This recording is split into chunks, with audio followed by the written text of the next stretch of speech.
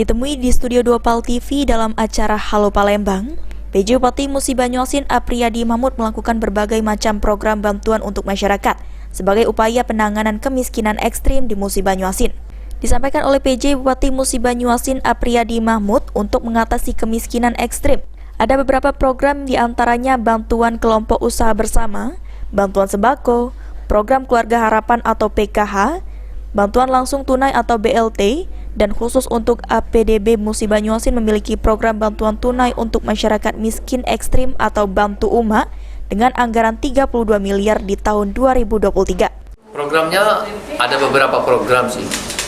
Yang pertama misalnya kita ada bantuan RTLH, bantuan kelompok usaha bersama, kemudian bantuan sembako, kemudian ada bantuan dari pemerintah pusat, ada PKH, ada BLT, dana desa, dan lain sebagainya.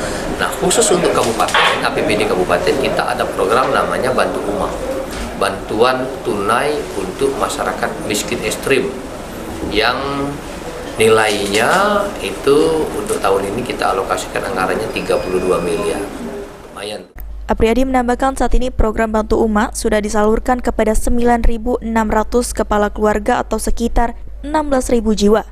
Hal ini dilakukan untuk mencapai target dari pemerintah pusat pada tahun 2024 kemiskinan di Musi Banyuasin bisa berada di angka 0%. Eki Saputra, PAL TV.